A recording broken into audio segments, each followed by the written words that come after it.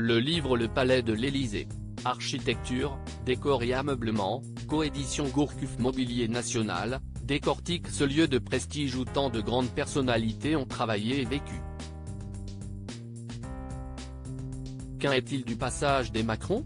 Si est-il le deuxième quinquennat d'Emmanuel Macron, il va effectuer ainsi au total 10 ans à l'Élysée. De quoi laisser des traces, comme le montre le livre Le Palais de l'Élysée.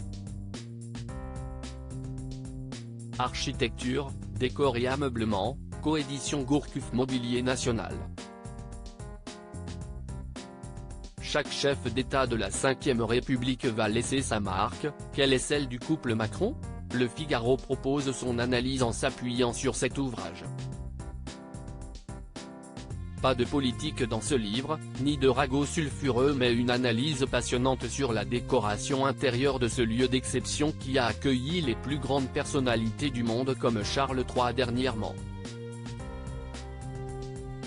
Si les Chirac, Sarkozy et Hollande ont laissé des traces tantôt légères, discrètes ou indifférentes, Emmanuel et Brigitte Macron ont voulu faire une vitrine de la création et des savoir-faire français.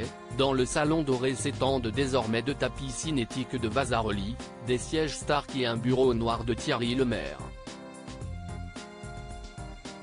Le quotidien souligne qu'une commande faite à Nathalie Junot-Ponsard a permis de transformer le grand escalier Murat en le parent d'un tapis polychrome. Le chef d'État et la première dame ont métamorphosé chaque pièce avec des pièces plus contemporaines et modernes. Un choix qui irrite parfois, puisqu'on leur reproche de trop mélanger les styles dans le palais. Dans un article du Monde datant de 2018, l'influence des Macron était mise en lumière dès leur arrivée au sommet du pouvoir.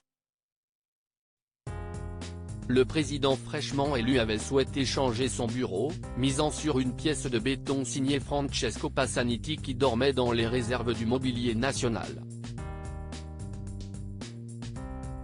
Dès que je l'ai vu, j'ai su que c'était le bon. Emmanuel adore le béton, confiait alors Brigitte Macron au quotidien.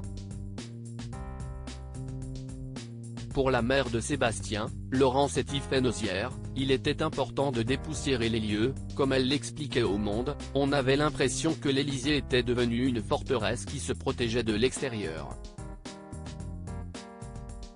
On va alléger, épurer. Il faut que la lumière entre.